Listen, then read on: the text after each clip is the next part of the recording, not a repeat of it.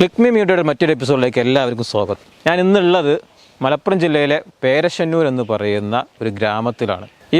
ഇവിടുത്തെ കാസിം ഭായിയുടെ പഴങ്ങളുടെ തോട്ടത്തിലാണ് ഇന്ന് വന്നിട്ടുള്ളത്. മനസ്സ് വെച്ചിറങ്ങിയാൽ ഏത് സാധനവും മണ്ണിൽ വിളയിപ്പിക്കാൻ സാധിക്കുമെന്ന് തെളിയിക്കുകയാണ് കാസിം ക. 200ഓളം വിവിധ ഇനങ്ങളിലുള്ള പഴങ്ങളുടെ ഒരു തോട്ടം തന്നെയാണ് പേരശ്ശന്നൂരിലെ കാസിം കയുടെ തോട്ടം.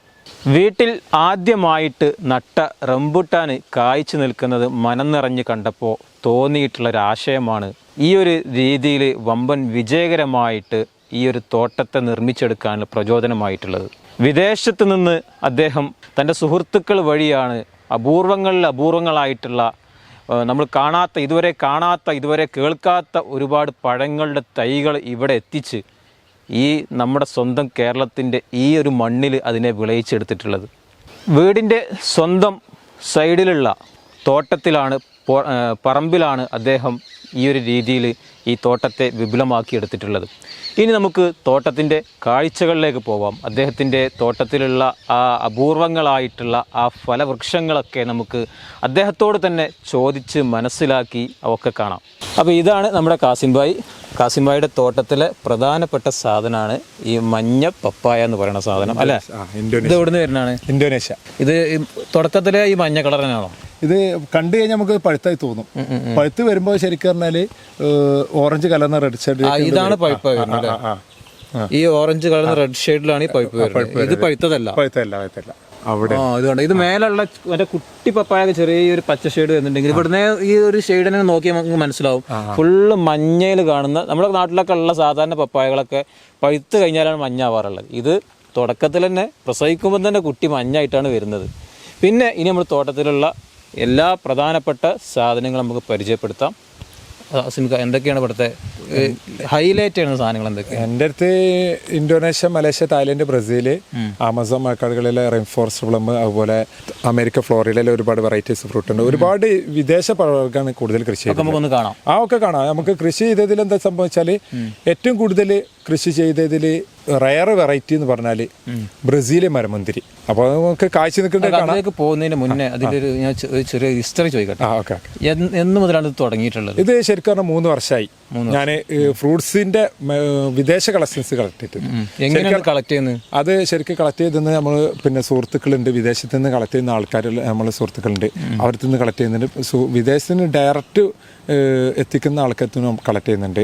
ഇനിയിപ്പോൾ ഉദ്ദേശിക്കുന്നത് ലൈവായിട്ട് ഇന്തോനേഷ്യ, മലേഷ്യ, തായ്ലൻഡിലൊക്കെ ഒന്ന് വിസിറ്റ് ചെയ്തുകൊണ്ട് കളക്ഷൻസ് അറേഞ്ച് ചെയ്യാനാണ്. ഇത്രയധികം വിദേശ കളക്ഷൻ ഫ്രൂട്ട്സ് നമ്മൾ കാണാത്ത, പേര് കേൾക്കാത്ത, അറിയാത്ത ഈ സായിപ്പന്മാരൊക്കെ ഇവിടെ കൊടുന്ന് നട്ട് വളർത്താനുള്ള ഒരു പ്രചോദനം എന്താണ്? അത് ഒന്നാമത്തെ കാര്യം എന്താ വെച്ചാൽ നമ്മളെ നാട്ടിൽ കാണപ്പെടാത്ത ഒരു ഫ്രൂട്ടായിരുന്നു റംബുട്ടാൻ. അടുത്തിടെ ഇപ്പൊ കുറച്ചായിട്ട് ഇപ്പൊ എല്ലായിടത്തും കോമൺ ആയി വന്നിട്ടുണ്ട് റംബുട്ടാൻ. ശരിക്കും നമ്മളെ കാലാവസ്ഥ കായ്ക്കുന്നതിന് ഫ്രം മലേഷ്യയാണ്. പക്ഷെ മലേഷ്യന്റെ ഫ്രൂട്ടാണെങ്കിൽ നമ്മളെ കാലാവസ്ഥയിൽ കായ്ക്കുന്നുള്ള ഇപ്പൊ എല്ലാവർക്കും അറിയാം. ഇതേപോലെ നമ്മളെ കാലാവസ്ഥയിൽ കായ്ക്കുന്ന ഒരുപാട് വെറൈറ്റി ഫ്രൂട്ടുകളുണ്ട്. അതിനെക്കുറിച്ച് അതിലേക്കാണ്ട് കടന്നു ചെന്നാലേ എല്ലാവർക്കും അറിയാൻ പറ്റുള്ളൂ. അപ്പൊ ഞാൻ അതിലേക്ക് കടന്നു ചെന്നപ്പോൾ ഏതാണ് ഫ്രൂട്ട്, എന്താണ് ഫ്രൂട്ട്, ഏതാ നല്ല ഫ്രൂട്ട് എന്നൊക്കെ പഠിച്ചു. ഇപ്പൊ എന്നെ വിളിക്കുന്ന ആൾക്കാരോടൊക്കെ ഏതാണ് നല്ല ഫ്രൂട്ട് എന്ന് മാത്രമല്ല, നമ്മൾ ശരിക്കും നടേണ്ട രൂപങ്ങളുണ്ട്, ഇതിൽ വളം ചെയ്യേണ്ട കാര്യങ്ങളുണ്ട്. ജൈവവളത്തിൽ മാത്രം നട്ടാൽ തന്നെ നമ്മൾ കൃഷി വിജയിക്കും. മാത്രമല്ല ജൈവവളത്തിൽ നടുമ്പോൾ നമുക്ക് ഓർഗാനിക്കായിട്ട് ആ പഴം കൂടി കിട്ടുകയാണ് നാച്ചുറലായിട്ട്. അപ്പോൾ മാത്രമേ നമ്മൾ വീട്ടിൽ എന്ത് പഴം കൃഷി ചെയ്യാൻ പറ്റുന്നുള്ള 100% ഉറപ്പിലേക്ക് കാസിം ഭായി എത്തിയിരിക്കുകയാണ്. അതെന്താ കാരണം എന്ന് വെച്ചാൽ എൻ്റെ ഒരു പരിശ്രമമാണ്. ഇത് പരിശ്രമത്തിന് ഒരുപാട് കഷ്ടപ്പാടും ഒരുപാട് ബുദ്ധിമുട്ടുകളും സഹിച്ചൊരു വ്യക്തി. ഇവിടെ ഈ മണ്ണും ഈ സ്ഥലമൊക്കെ അങ്ങനെ ഒരുക്കി പാകപ്പെടുത്തി എടുത്തിട്ടുണ്ട്. ആ മണ്ണ് ഒന്നും പ്രത്യേകിച്ച് പാകപ്പെടുത്തി എടുക്കേണ്ട ഒരു ആവശ്യമില്ല. നമ്മൾ തൈ നടേണ്ട രൂപങ്ങളും കാര്യങ്ങളും വളം ചെയ്യേണ്ട കാര്യങ്ങളും തുടക്കത്തിലുണ്ട്. അതിപ്പോൾ എന്നെ വിളിച്ചുകൊണ്ട് ഇപ്പോൾ എനിക്ക് നിരന്തര കോളുകൾ വന്നുകൊണ്ടിരിക്കുകയാണ്. ഞാൻ കോളുകൾ വരുന്ന അവരോട് പറയുന്നത് വാട്സപ്പിൽ അഡ്രസ്സും കാര്യങ്ങളൊക്കെ അയച്ചിട്ടോളി. ഇതിന് വിത്തും കാര്യങ്ങളൊക്കെ ഫ്രീ ആയി കൊടുത്തുകൊണ്ടിരിക്കുക. അപ്പോൾ ഞാൻ എന്തുകൊണ്ടാണ് വിട്ട് കൊടുത്തുകൊണ്ടിരിക്കുന്നത് വെച്ചാൽ ഇത് ഞാൻ ഇങ്ങനത്തെ ഫ്രൂട്ട്സ് കളക്ഷൻസ് കളക്ട് ചെയ്യാൻ ഒരുപാട് ബുദ്ധിമുട്ടിയൊരു മനുഷ്യനാണ് ഞാൻ. ഇതുപോലെ വിദേശ പഴവർഗ്ഗങ്ങൾ കൃഷി ചെയ്യാൻ ഇനി ആരും ബുദ്ധിമുട്ടരുത് കേരളത്തിൽ. അതിപ്പോൾ എന്നെ വിളിക്കുന്നവർ കൃഷിയെ സ്നേഹിക്കുന്ന, കൃഷിയെ താല്പര്യപ്പെടുന്നവരാണ് എന്നെ വിളിക്കുന്നവർ. അവരാരും ബുദ്ധിമുട്ടരുത് എന്നുള്ള ഒരു ഒറ്റ ആഗ്രഹം അവർക്ക്. അതുകൊണ്ടാണ് ഈ സാധനമൊക്കെ ഞാൻ ഫ്രീ ആയി കൊടുക്കുന്ന കാരണം. എന്നെ വിളിച്ചിപ്പോൾ ഇതിപ്പോൾ ഒരുപാട് ഇപ്പോൾ 2-3 ആഴ്ചയായിട്ട് വീഡിയോ വൈറലായതുകൊണ്ട് ന്യൂസിലും പിന്നെ മനോരമ ന്യൂസിലും മാതൃഭൂമി ന്യൂസിലും എല്ലാ ന്യൂസുകളിലും മീഡിയ വൺ ന്യൂസിലൊക്കെ വന്നൊരു കാര്യമാണ്. അപ്പോൾ അതുകൊണ്ട് ഇത് ലൈവായിട്ട് വന്നുകൊണ്ട് പിന്നെ എനിക്ക് കൺട്രോൾ ചെയ്യാൻ പറ്റാത്തൊരു സിറ്റുവേഷനിലാണ് ഇപ്പോൾ ഉള്ളത്. ഇപ്പോൾ എൻ്റെ ഈ വീഡിയോ കാണുന്ന നിങ്ങളെല്ലാവരും എന്നോട് സഹകരിക്കുന്നു ഞാൻ പ്രതീക്ഷിക്കുന്നുണ്ട്. ഇപ്പോൾ വിത്തുകൾ ഫ്രീ ആയി കൊടുക്കുക എന്ന് പറഞ്ഞു കഴിഞ്ഞാൽ എനിക്ക് വീട്ടിൽ വരുന്നവർക്ക് ഞാൻ കൊടുത്തുകൊണ്ടേ ഇരിക്കുകയാണ് ഇപ്പോൾ. പക്ഷേ ഇത് കൂടാതെ എനിക്ക് അയച്ചു കൊടുക്കാൻ ഒരു സമയപരിമിതി തരണം എന്നുള്ളത് എന്നെ വിളിക്കുന്നവരോടൊക്കെ ആവശ്യപ്പെട്ടുകൊണ്ടിരിക്കുകയാണ്. ഈ സാഹചര്യത്തിൽ ശരിക്കും പറഞ്ഞാൽ 10 ലക്ഷം പീസ് ഉണ്ടെങ്കിലും തീരാത്ത ഒരവസ്ഥയിലാണുള്ളത്. എത്താത്ത അവസ്ഥയിലാണുള്ളത്. ഈ പഴങ്ങളൊന്ന് പഴുത്ത് പാകമായിട്ട് ഒരു വിത്ത് റെഡി ആയി കഴിഞ്ഞാൽ നമുക്ക് ലൈവായിട്ട് കൊടുക്കാം, പ്രശ്നമില്ല. ഇപ്പോൾ നമ്മൾ എന്താ ചെയ്യുന്നതെന്ന് വെച്ചാൽ വിളിക്കുന്നവരോട് വാട്സപ്പിൽ അഡ്രസ്സും കാര്യങ്ങളും അയച്ചിടാൻ പറയുകയാണ്. ഒരു മാസം കഴിഞ്ഞ് നിങ്ങൾ തിരിച്ച് കോൺടാക്ട് ചെയ്യും. എന്നിട്ട് അവർക്ക് ആവശ്യമുള്ള സാധനം അവർക്ക് കൊറിയറായിട്ട് അവർ വീട്ടിലേക്ക് എത്തിക്കാനുള്ള സംവിധാനം ചെയ്തുകൊണ്ടിരിക്കുകയാണ്. ഇപ്പോൾ ഇത് മാത്രമല്ല, ഒരുപാട് ഇപ്പോൾ റെയിൻ ഫോറസ്റ്റ് പ്ലം അതിൻ്റെ സീഡ് ഒരുപാട് ആൾക്കാർ വിത്തുകൾ ഒരുപാട് ആൾക്കാർ ആവശ്യപ്പെട്ടിട്ടുണ്ട്. അതുപോലെ ബ്രസീലിലെ മരമുന്തിരി കാഴ്ച നിൽക്കുന്നുണ്ട്, അതിൻ്റെ വിത്തുകൾ ഇപ്പോൾ ഒരുപാട് ആൾക്കാർ ആവശ്യപ്പെട്ടിട്ടുണ്ട്. ഇവർക്കൊക്കെ ഞാൻ ഫ്രീ ആയി കൊടുക്കാൻ എല്ലാവരിലേക്കും എത്തണമെങ്കിൽ കുറച്ച് സാവകാശം, അത് മാത്രമാണ് ഞാൻ ആവശ്യപ്പെടുന്നത്. ഇപ്പം എൻ്റെ വീട്ടിൽ വരുന്നവർക്കൊക്കെ ലൈവായിട്ട് വിത്ത് ഫ്രീ ആയി കൊടുത്തുകൊണ്ടിരിക്കുകയാണ്. ഈ വീഡിയോ കാണുന്ന എല്ലാവരും ഈ ഇതിൻ്റെ വിത്തിന് വേണ്ടിയിട്ട് നിങ്ങളെല്ലാവരും സഹകരിക്കുന്നു പ്രതീക്ഷിക്കുന്നുണ്ട്. എന്തായാലും എല്ലാവർക്കും എത്തിച്ചു തരും, അത് 100% ഉറപ്പായിട്ട് തരുന്നത്. മാത്രമല്ല പഴം പഴുക്കുന്നതോടുകൂടി വിത്ത് റെഡിയാക്കിക്കൊണ്ടിരിക്കുന്നത്. കേരളത്തിൽ എന്നെ വിളിച്ചവരാരാണോ അവർക്ക് വിത്ത് ഫ്രീ ആയി നൽകിയിരിക്കും. ഏതെങ്കിലും ഒരു പഴം, ഏതെങ്കിലും ഒരു ഫ്രൂട്ട്സിന്റെ തൈ ഒരു ടാസ്ക് ആയിട്ട് തോന്നിയിട്ടുണ്ടോ? നട്ടിട്ട് പിടിക്കാതെ പോയിട്ട് ഒരു ഫലമില്ലാതെ പോയതായിട്ട് തോന്നുന്നുണ്ടോ? ഫലം എന്ന് പറഞ്ഞു കഴിഞ്ഞാല് ഇപ്പൊ ഗോൾഡ് ഫ്രൂട്ട് ഇപ്പോ ഇതാണ് ഗോൾഡ് ഫ്രൂട്ട്.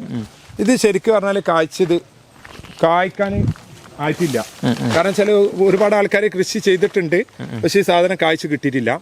അങ്ങനെ 1-2 വെറൈറ്റീസ് മാത്രം. മറ്റുള്ള വെറൈറ്റീസ് ഒക്കെ ഏകദേശം കാഴ്ച പോലൊക്കെ തന്നെയാണ്. ഇനി നമുക്ക് പ്രധാനപ്പെട്ട സാധനങ്ങളൊക്കെ കാണാം. അങ്ങോട്ട് വരും. ഇതിപ്പോ ഓസ്ട്രേലിയന്റെ അബിയു പറഞ്ഞ ഫ്രൂട്ടാണ്. ഫ്ലവർ ഇതാ വന്നോണ്ട്. ഇത് 1 വർഷമായ പ്ലാന്റ് ആണ്. നമുക്ക് ഈ അബിയുന്റെ ഫ്രൂട്ട് പ്ലാന്റ് നടുമ്പോൾ ശരിക്കും പ്രത്യേകം ശ്രദ്ധിക്കേണ്ട കാര്യം എന്താ വെച്ചാൽ അതിന് കൊടുക്കുന്ന വളപ്രയോഗമാണ്. ആ വളപ്രയോഗം ഇപ്പം എന്നെ വിളിക്കുന്നവരൊക്കെ ഞാൻ ഷെയർ ചെയ്തുകൊണ്ടിരിക്കുകയാണ്. നടന്റെ രൂപം നട്ട് കഴിഞ്ഞാൽ കൊടുക്കേണ്ട വളങ്ങളും. അപ്പോൾ അതുകൊണ്ട് അതിന്റെ ഗുണമാണ് ഇപ്പോൾ ഈ കണ്ടുകൊണ്ടിരിക്കുന്നത്. 1 വർഷമായ പ്ലാന്റ് ആണ് ഇപ്പോൾ ഫ്ലേവർ ചെയ്തത്. 1 വർഷമായത്. ഇതിങ്ങനെ കമ്പുമലാണോ ഉണ്ടാവുക? അതെ കമ്പിലുണ്ടാവും. തടിയിലൊക്കെ ഒരുപാട് ഫ്ലവറും കാര്യങ്ങളും വന്നുകൊണ്ടിരിക്കുന്നത്. പൈനാപ്പിൾ ഗോവ, അതുപോലെ പിന്നെ ഒലോസോപ്പോ, വൈറ്റ് സപ്പോട്ട, പിന്നെ ice cream beans, rollinia, Thailand guava, gold sitaphal, red custard apple. ഇതാണ് തായ്വാന്റെ ഗോവ കാഴ്ച നിൽക്കുന്നുണ്ട്. പിന്നെ അവിടെ മട്ടോവ ഉണ്ട്, ഇന്തോനേഷ്യയിലെ മട്ടോവ. ഇതാണ് ബ്ലാക്ക് സപ്പോട്ട. ശരിക്കും വിദേശ പഴവർഗ്ഗം തന്നെയാണ്, പക്ഷേ കായ്ക്കാൻ കുറച്ചുകൂടി ടൈം വേണം. ഇതാണ് റൊളീനിയ പറഞ്ഞ ഫ്രൂട്ട്. റൊളീനിയ ഇത് ഫ്ലവർ ആണോ? ഫ്ലവർ ആണ്. ഇത് വലുതായിട്ട് വരും അല്ലേ? ഇത് കായ്ച്ചുകൊണ്ടിരിക്കും. പിന്നെ പേരക്കയില് 1 കിലോ വരുന്ന പേരക്കുണ്ട്. 1 കിലോ വരുന്ന പേരക്ക. പിന്നെ ലോകത്തിലെ ഏറ്റവും വലിയ സപ്പോർട്ടാണ് ഇതാണ് ലോകത്തിലെ ഏറ്റവും വലിയ സപ്പോർട്ട.